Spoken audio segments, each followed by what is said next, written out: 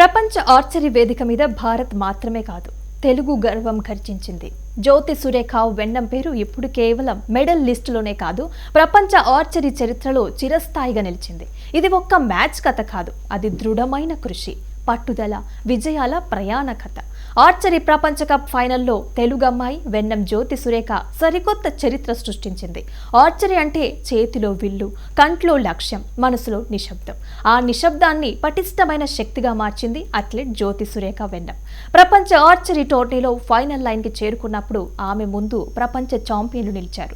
ఒత్తిడి, stadium silence, ప్రతి shot మీద ప్రపంచం చూపు. అయినప్పటికీ జ్యోతి సురేఖ చేతులు కంపించలేదు, కళ్ళల్లో భయం లేదు. ఆ తర్వాత తన లక్ష్యాన్ని తాకింది. ఇంకేముంది, స్వర్ణం సాధించింది. ఆ క్షణంలో స్కోర్ బోర్డు మారిపోయింది, భారత జెండా ఎగిరింది. ఇది కేవలం ఒక గోల్డ్ మెడల్ మాత్రమే కాదు, ఇది తెలుగు తేజం విజయంగా నిలిచింది.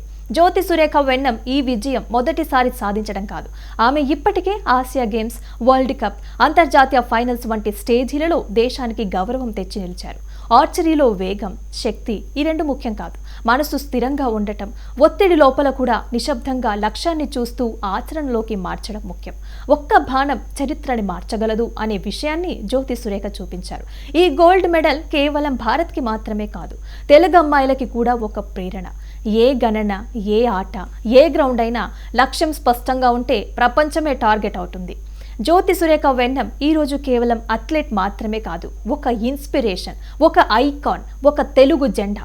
ప్రపంచ ఆర్చరీ వేదిక మీద ఈరోజు వినిపించిన మాట ఒక్కటే, ఇది భారత్ షాట్, ఇది గోల్డ్ షాట్, ఇది జ్యోతి సురేఖ షాట్ అంటూ తెలుగు తేజ మళ్లీ స్వర్ణంతో మెరిసింది. ఆసియా క్రీడలే తన తదుపరి లక్ష్యమని స్టార్ ఆర్చర్ వెన్నం జ్యోతి సురేఖ తెలియజేసింది. 2022 ఆసియా క్రీడల కాంపౌండ్ ఆర్చరీలో భారత కాంపౌండ్, రికర్వ్ విభాగాలలో కలిపి 5 స్వర్ణాలు సహా మొత్తం 9 పతకాలు సాధించింది. సురేఖ 11 సంవత్సరాల వయస్సు నుంచి విలు విద్యని అభ్యసించడం ప్రారంభించింది. జూనియర్ స్థాయిలో వివిధ టోర్నమెంట్లలో పాల్గొంది. 2011లో ఇరాన్లోని టెహ్రాన్లో జరిగిన 2011 ఆసియా ఆర్చరీ ఛాంపియన్షిప్లలో కాంస్య పతకాన్ని గెలుచుకుంది. 2013లో చైనాలోని వుక్సీలో జరిగిన 2013 ప్రపంచ ఆర్చరీ యూత్ ఛాంపియన్షిప్లో ఆమె 2 కాంస్య పతకాలను గెలుచుకుంది. అంతేకాదు 5 ఆసియా ఆర్చరీ ఛాంపియన్షిప్లలో పోటీపడి 4 బంగారు, 4 రజత, 2 కాంస్య పతకాలను గెలుచుకుంది. 2021 ప్రపంచ ఆర్చరీ ఛాంపియన్షిప్లో 3 రజత పతకాలు గెలుచుకున్న ఆమె ఈ ఘనత సాధించిన తొలి భారతీయురాలుగా నిలిచింది.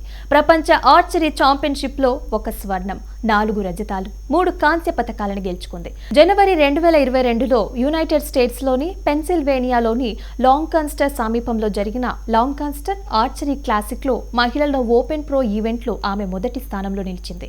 2023, 2022 ఆసియా క్రీడలలో 3 బంగారు పతకాలు గెలుచుకుంది. విలు విద్యలో బహుళ బంగారు పతకాలు గెలుచుకున్న మొదటి భారతీయురాలుగా చరిత్రలో నిలిచిపోయింది.